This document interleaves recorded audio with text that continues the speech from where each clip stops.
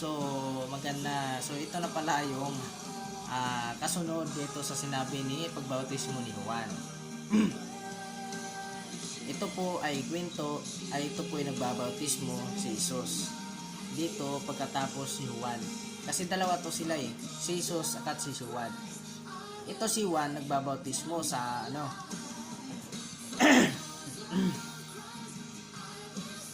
nagbabautismo si Juan. Ito nagbabautismo si Juan at saka dito din si Jesus. Sa part ng John 3 verse 25 dito si Jesus.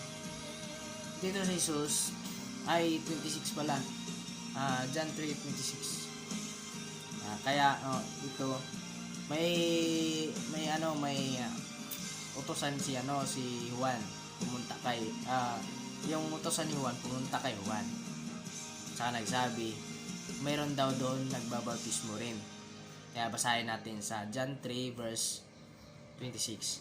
Kaya pumunta sila kay Juan at sinabi, Guro, ang kasama nyo sa kabila ng ilog Jordan na ipinakilala nyo sa mga tao ay nagbabautismo na rin at nagpupuntahan sa kanya ang halos lahat ng tao. So, di ba? Yun na nga Doon na sa puntong ito, yung pagbabautismo ng ating Diyos na ipinakita ng Diyos lahat. Kasi alam naman talaga ni Juan na siya ay hindi kalugod-ugod ng Diyos kundi si Jesucristo lang talaga ang pinagkakalooban ng Diyos. Si Juan pinabigyan lang niya, inutos lang ng Diyos para sa kanyang gagawin na pagbabautismo. Yun na nga, babautismuhan nyo siya sa pangalan ng Ama at ng Anak at ng Banal na Espiritu. Pero yun lang ang Banal na Espiritu, yung ang sabi ng Jesus. Pero yun talaga ang kalooban ng ating Ama na nasa langit. Yun ang pagbautismo. Kasi dumating na sa punto si Jesus dumating na si Jesus sa buhay natin dito sa mundo. Kaya yun naging ganon ang ating pagbautismo. Binabautismohan kita sa ngalan ng Ama at ng Anak at ng Banal na Espiritu. Ibig sabihin, bago ibinababa ang Banal na Espiritu, akit muna si Jesus sa langit, dun sa kanyang Ama. So hanggat hindi pa umakyat si Jesus dun sa langit, ang Banal na Espiritu na natili pa dun sa Ama bago siya bumaba. Kasi naantay niya muna si Jesus na bago aakyat doon. Kasi magpalit sila Si Jesus aakyat, ang Banal na Espiritu ay bababa para sa lahat ng tao ay gagabayan lahat ng tao at nananampalataya at yakapin ang kanilang mga kasalanan sapagkat itutuwid yan ang Diyos sa Banal na Espiritu. Doon idadaan ng Diyos sa Banal na Espiritu. So napakatindi talaga dito halos lahat talaga nandito kay Jesus nagpabautismo kasi nakikita nila yung ang pagmamahal ni Jesus. Kaya lahat ng tayo pumunta doon nagpapabautismo. Kaya siguro na-realize nila na magaan ang kanilang pakiramdam na andun sila. Dahil nasa kamay na kasi tayo ng Diyos sa pamagitan noon ng time na yon. Panahon pa doon sa Jordan. Kaya pumunta lahat ng tao na pabautismo kay Jesus sa pamagitan galing sa kanyang Ama. Kaya siyempre gaan talaga ating pakiramdam. Kasi alam natin na andyan na yung Isayas.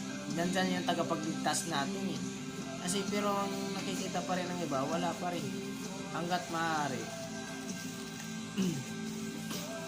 Kaya Diyos na ang bahala sa manalangin na lang tayo kasi hindi naman talaga natin alam ang pagbabalik ng Diyos. Huwag niyo po sabihin sa kanila at huwag niyo po kayo magdiba-dibate. Wala naman talaga ang sinasabi ng Diyos na magdibate tayo Kasi sinasabi ng Diyos, maliwanag sa sinasabi ng Diyos. Pamahagi natin ang totoong balita galing sa Diyos. Hindi po yung debate-debate. Wala po yan sabi ng Diyos. Itasyon lang po yan ng demonyo.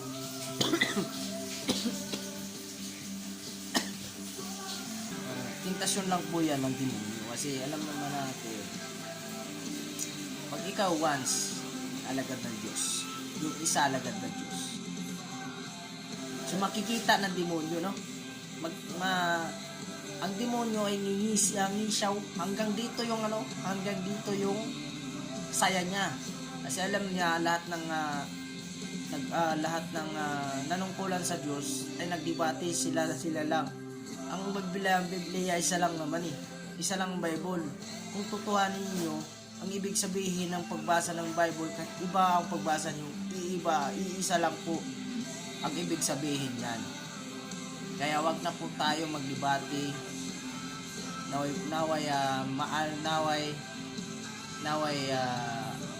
maisip niyo po ang Diyos.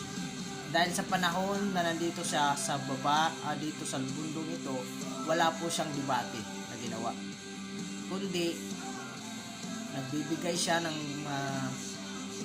totoong balita galing sa Diyos, galing sa ating Ama. Binibigay niya ang totoo at ayaw maniwala at humihingi pa ng himala. Ganon din tayo, no? Pag sabi ng tao, pakita mo nga kung ano yung nalalaman mo dyan sa mga verse na yan. Yun, di ba? Nakita nyo na, di ba si Jesus pagsabi, kita ka ng himala. Pero ang sinabi ni Jesus, ganon lang. Pinakita niya ang totoo at katotohanan. Hindi pa rin naniwala, pinagtabuyan siya. Kaya umalis siya ng kusa at hindi na siya bumalik. Kasi alam naman talaga niya na wala talagang mapupuntahan yung mangyayari. So, yung propeta at saka si Jesus, nagsasabi yung Hudyo sa pagpapahinga, nanggagamot si Jesus. Sinasabihan niya, labag sa batas ang paggamot sa araw na yun. Pero yung sinasabi lang ni Jesus, ang totoo. Pero hindi na siya nagdebate pa. Sinabi lang niya ang totoo.